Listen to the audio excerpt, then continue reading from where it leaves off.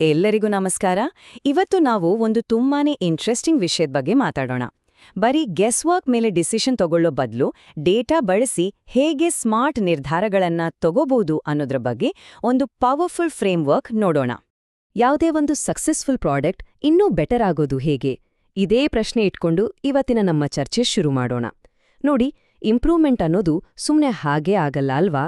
ಅದಕ್ಕೊಂದು ಸಿಸ್ಟಮ್ಯಾಟಿಕ್ ದಾರಿ ಇದೆ. ಬನ್ನಿ ಅದನ್ನೇ ಇವತ್ತು ನೋಡೋಣ. ನೋಡಿ, ಡಿಸಿಷನ್ ತಗೊಳ್ಳೋಕೆ ನಮ್ಮುಂದೆ 2 ದಾರಿಗಳಿವೆ. ಒಂದು, ಬರೀ ನಮ್ಮ ಅನಿಸಿಕೆ ಮೇಲೆ, ಗೆಸ್ ವರ್ಕ್ ಮೇಲೆ ಡಿಪೆಂಡ್ ಆಗೋದು. ಇದರಲ್ಲಿ ರಿಸ್ಕ್ ಜಾಸ್ತಿ.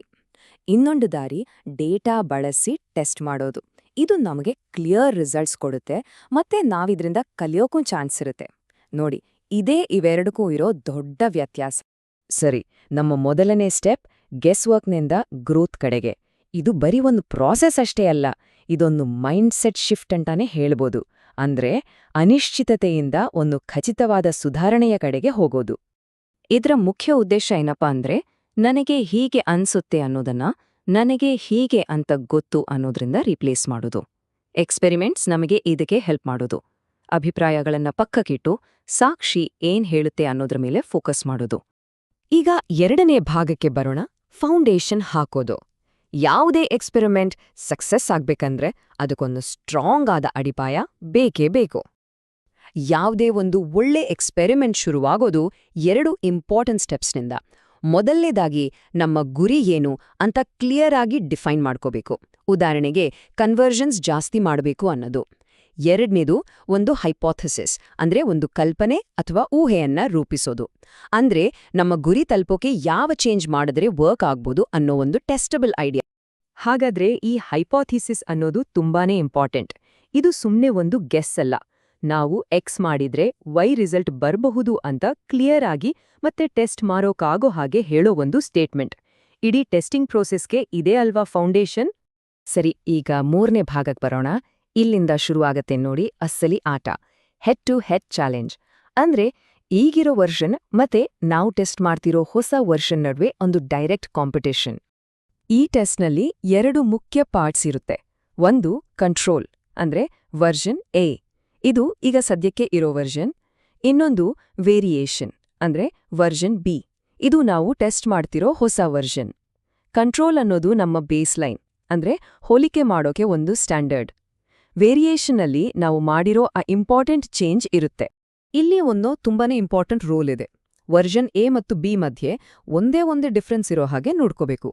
ಫಾರ್ ಎಕ್ಸಾಂಪಲ್, ಬರೀ ಹೆಡ್ಲೈನ್ ಚೇಂಜ್ ಮಾಡೋದು ಅಥವಾ ಬಟನ್ ಡಿಸೈನ್ ಚೇಂಜ್ ಮಾಡೋದು. ಒಂದೇ ಸರಿ ತುಂಬಾ ಚೇಂಜಸ್ ಮಾಡಿದ್ರೆ ಯಾವುದು ವರ್ಕ್ ಆಯ್ತು ಅಂತ ನಮ್ಗೆ ಗೊತ್ತೇ ಆಗಲ್ಲ. ಈ ಟೆಸ್ಟ್ ಫೇರ್ ಆಗಿ ನಡಿಬೇಕು ಅಂದ್ರೆ ಆಡಿಯನ್ಸ್ನ 2 ಸಮನಾದ ಗುಂಪುಗಳಾಗಿ ಡಿವೈಡ್ ಮಾಡ್ಲಾಗುತ್ತೆ.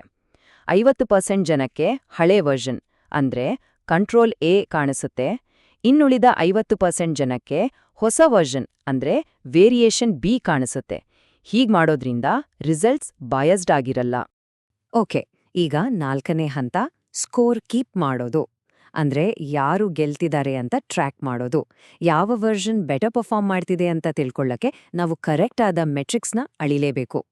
ಹೌದು, ಈ ಟೆಸ್ಟ್ ಎಷ್ಟು ಸಕ್ಸಸ್ ಆಯಿತು ಅಂತ ಅಳಿಯೋಕೆ ನಾವು ಕೆಲವು ಕೀ ಮೆಟ್ರಿಕ್ಸ್ನ ನೋಡ್ತೀವಿ. ಉದಾಹರಣೆಗೆ ಕನ್ವರ್ಷನ್ ರೇಟ್, ಅಂದ್ರೆ ಇಷ್ಟು ಜನ ಆಕ್ಷನ್ ತಗೊಂಡ್ರು ಅಂತ. ಕ್ಲಿಕ್ ಥ್ರೂ ರೇಟ್ ಅಥವಾ CTR, ಅಂದ್ರೆ ಇಷ್ಟು ಜನ ಲಿಂಕ್ ಕ್ಲಿಕ್ ಮಾಡಿದ್ರು ಅಂತ. ಎಂಗೇಜ್ಮೆಂಟ್ ರೇಟ್, ಅಂದ್ರೆ ಜನ ನಮ್ಮ ಪೇಜ್ ಜೊತೆ ಎಷ್ಟು ಇಂಟರಾಕ್ಟ್ ಮಾಡಿದ್ರು ಅಂತ. ಇವೆಲ್ಲ ಸೇರಿ ನಮ್ಗೊಂದು ಕಂಪ್ಲೀಟ್ ಪಿಕ್ಚರ್ ಕೊಡುತ್ತೆ. ಇಲ್ಲಿ ಒಂದು ಮಾತು ನೆನಪಾಗುತ್ತೆ, ಡೇಟಾ ಇಲ್ದಿದ್ರೆ ಯಾರೇ ಆಗ್ಲಿ ಬರೀ ಅಭಿಪ್ರಾಯ ಇರೋ ಇನ್ನೊಬ್ರ ವ್ಯಕ್ತಿ ಅಷ್ಟೇ. ಇದು ಎಷ್ಟು ನಿಜ ಅಲ್ವಾ? ನಮ್ಮ ಫೀಲಿಂಗ್ಸ್ಗಿಂತ ಡೇಟಾ ಏನ್ ಹೇಳುತ್ತೆ ಅನ್ನೋದು ಇಲ್ಲಿ ಇಂಪಾರ್ಟೆಂಟ್. ಸರಿ, ಈಗ 5ನೇ ಭಾಗ ರಿಸಲ್ಟ್ಸ್ ಡಿಕೋಡ್ ಮಾಡೋ ಟೈಮ್. ಇದು ತುಂಬಾನೇ ಎಕ್ಸೈಟಿಂಗ್ ಪಾರ್ಟ್. ನಾವ್ ಪಟ್ಟಿರೋ ಶ್ರಮಕ್ಕೆ ಇಲ್ಲಿ ಫಲ ಸಿಗತ್ತೆ. ಡೇಟಾ ಅನಲೈಸ್ ಮಾಡಿ ವಿನ್ನರ್ ಯಾರು ಮತ್ತು ಈ ಎಕ್ಸ್ಪೆರಿಮೆಂಟಿಂದ ನಾವ್ ಏನ್ ಕಲ್ತ್ವಿ ಅಂತ ಕಂಡಿಡಿಯೋಣ. ಇಲ್ಲಿ ಒಂದು ಎಕ್ಸಾಂಪಲ್ ನೋಡೋಣ. ನೋಡಿ, control version A the conversion rate 10.2% ಇದೆ. ಆದ್ರೆ ನಮ್ಮ ಹೊಸ variation B the conversion rate 14.3% ಇದೆ. ಇದೊಂದು ದೊಡ್ಡ ಸುಧಾರಣೆ. ಅಷ್ಟೇ ಅಲ್ಲ, 95% ಸ್ಟ್ಯಾಟಿಸ್ಟಿಕಲ್ ಸಿಗ್ನಿಫಿಕೆನ್ಸ್ ಇದೆ. ಅಂದ್ರೆ ಈ ರಿಸಲ್ಟ್ ಸುಮ್ಮನೆ ಚಾನ್ಸ್ನಿಂದ ಬಂದಿದ್ದಲ್ಲ, ಇದು ನಿಜವಾದ ಇಂಪ್ರೂವ್ಮೆಂಟ್ ಅನ್ನೋದು ಆಲ್ಮೋಸ್ಟ್ ಕನ್ಫರ್ಮ್. ಈ ಬಾರ್ ಚಾರ್ಟ್ ನೋಡಿದ್ರೆ ಸಾಕು, ಡಿಫ್ರೆನ್ಸ್ ಎಷ್ಟು ಕ್ಲಿಯರಾಗಿ ಕಾಣ್ತಿದೆ ನೋಡಿ. ಹೊಸ ವರ್ಷನ್ ಬಿ ಕ್ಲಿಯರ್ ವಿನರ್. ಇದೇ ಆ ಆಹಾ ಮೂಮೆಂಟ್, ನಾವು ಮಾಡಿರೋ ಚೇಂಜ್ ನಿಜವಾಗ್ಲೂ ಕೆಲಸ ಮಾಡಿದೆ ಅಂತ ಗೊತ್ತಾಗೋ ಕ್ಷಣ. ಆದ್ರೆ ಕೇಳಿ, ಯಾರು ಗೆದ್ರು ಅನ್ನೋದಷ್ಟೇ ಇಲ್ಲಿ ಮುಖ್ಯ ಅಲ್ಲ. ಅದಕ್ಕಿಂತ ಇಂಪಾರ್ಟೆಂಟ್ ಏನಂದ್ರೆ ಯಾಕೆ ಗೆದ್ರು ಅನ್ನೋದನ್ನ ಅರ್ಥ ಮಾಡ್ಕೊಳ್ಳೋದು. ಇದನ್ನೇ ನಾವು ಕೀ ಇನ್ಸೈಟ್ಸ್ ಅಂತ ಕರೆಯೋದು. ಯಾವುದು ವರ್ಕ್ ಆಯ್ತು, ಯಾವುದು ಆಗ್ಲಿಲ್ಲ, ಮತ್ತೆ ಫ್ಯೂಚರ್ನಲ್ಲಿ ಇದರಿಂದ ನಾವು ಏನ್ ಕಲಿಬಹುದು ಅನ್ನೋದನ್ನ ಇದು ನಮ್ಗೆ ಹೇಳುತ್ತೆ. ಮತ್ತು ಈಗ ನಮ್ಮ ಕೊನೆಯ ಭಾಗಕ್ಕೆ ಬಂದಿದ್ದೀವಿ, ದ ನೆಕ್ಸ್ಟ್ ಮೂವ್ ಅಂದ್ರೆ ಮುಂದಿನ ಹೆಜ್ಜೆ. ನೋಡಿ, ಒಂದು ಟೆಸ್ಟ್ ಮುಗ್ದ ತಕ್ಷಣ ಎಲ್ಲವೂ ಮುಗ್ದು ಹೋಗಲ್ಲ. ಇದು ಕಲಿಯೋದು ಮತ್ತು ಇಂಪ್ರೂವ್ ಮಾಡೋದ್ರ ಒಂದು ಕಂಟಿನ್ಯೂಸ್ ಸೈಕಲ್. ರಿಸಲ್ಟ್ಸ್ ಬಂದ್ಮೇಲೆ ನಾವು 2 ಮುಖ್ಯ ನಿರ್ಧಾರ ತಗೋತೀವಿ. ಒಂದು, ಗೆದ್ದಿರೋ ವೇರಿಯಂಟ್ನ ಎಲ್ಲರಿಗೂ ರೋಲ್ಔಟ್ ಮಾಡ್ಬೇಕಾ ಅಂತ.